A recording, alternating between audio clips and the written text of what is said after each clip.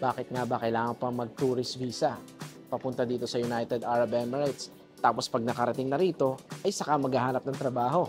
Kung pwede namang pagdating mo dito, ay may trabaho ka na in a legal way.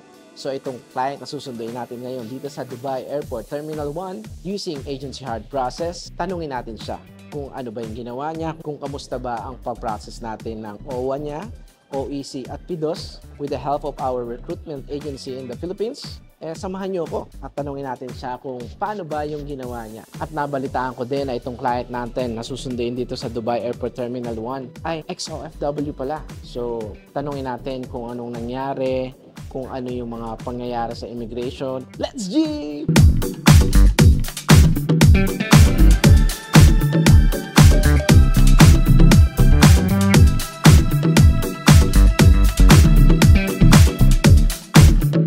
Ayan po, hello po Miss Myla. Kumusta po yung biyahe nyo? Okay naman po.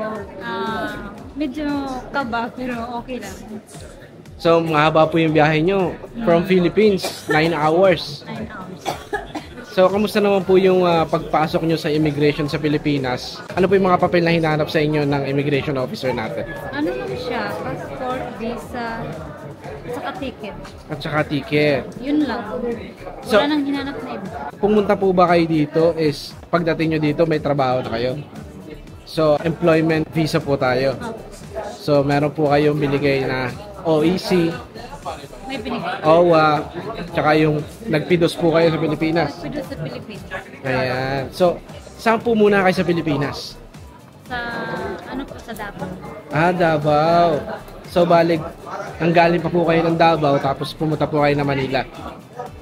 Ayan. So, ano po yung trabaho nila muna sa Pilipinas? Wala, dun lang muna sa anak ko. Stay sa kanila ng 5 months. Yun, balak bumalik dito. Ay, pero ano po yung ginagawa niyo sa Pilipinas bago kayo pumunta dito?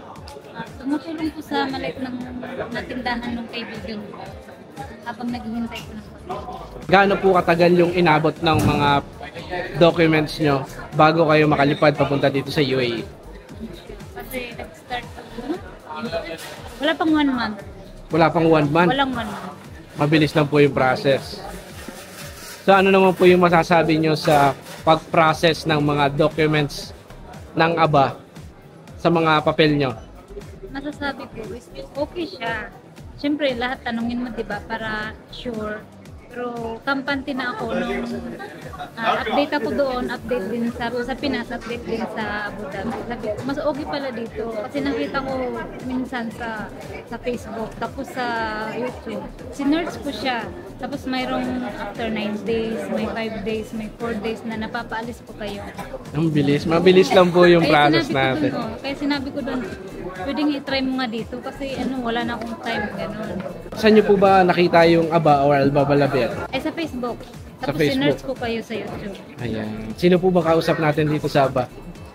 Una si Kuya Will ba yun? Si Kuya Well. Tapos ayun na nga po. At syempre, nakarating po kayo dito sa Dubai. Ano naman yung nararamdaman nyo? Masaya kasi at least andito na ulit. Ex-OFW po kayo. So, dati na po kayong nag-work din dito sa Abu Dhabi or Dubai? Sa Abu Dhabi. For Sa- 10 years. 14 years. Ano po ang trabaho nyo before? Sa bahay lang siya. Sa bahay? Housemaid nanny. Housemaid nanny po. Ang tagal nyo po, 10 years. Mali lang kasi nung natapos ng 10 years, nagpa-cancel ako sa labas. First time kong sa labas So umuwi po kayo. nag-stay ako ng for 5 months, hindi ako nakahanap ng employer. Kaya So, bumalik. yun po, dati po yun ang trabaho nyo. Tapos, hindi kayo agad nakabalik. Pero nung nakakita na po kayo ng employer dito, syempre, ayusin natin yung documents nyo. Well, ano naman po ang magiging trabaho nyo dito sa UAE? Messenger. Ayan. So, dating nasa bahay, pero ngayon, pagbalik nyo, messenger na. Ayan, napakagandang trabaho po niyan. Tapos, gaano po ang tinagal nyo sa Pilipinas? 4 months. 4 months? Kailan lang po ba kayo nandito sa UAE? November ako umalis eh. mga 20 ganyan. Ay, ang bilis. Nakabalik po kayo agad. Ano nga lang eh, tamang Ang bilis. Ganun po. So, mga buti... 3 months and a half nga lang yata. Wala pa nga. Kasi November 20. Galing ako dito. 3 months and a half nga po yun. So, bale, buti nagtiwala po kayo agad sa Aba or Alba Balabiad. Opo, kasi chinek ko naman po, bago ko nakita, bago ko pinasa doon sa kasama ko, i-check mo yan dyan sa ano, tawagan mo, tapos i-check ko rin. Kaya yun yung So, magiging messenger po kayo dito. So, kamusta, alam po yung naiwan niyo po pamilya sa Pilipinas? yung anak ko. Ilan po anak niyo? Isa lang. Ilan taon na po? 12 years. 12 years old. So, naiwanan niyo po dun. Graduate na po yun. Mag grade 6, magto 12.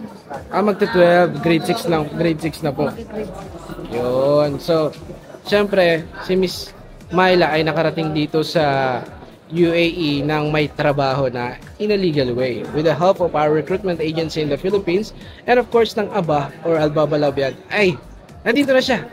At si Miss Myla ang isa sa patunay na syempre, totoo tayo. Kasi sa panahon ngayon, Miss Myla, ang dami-daming scammer. So, Ay, naku, ang hirap magtiwala talaga. So, si Miss Myla isa sa patunay niyan.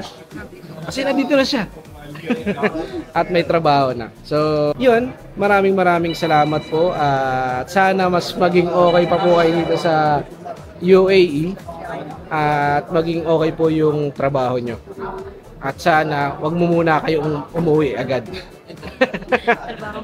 Trabaho muna. Siyempre, para sa pamilya yan. Mahirap sa Pinas po, no? ay, so, Naku po.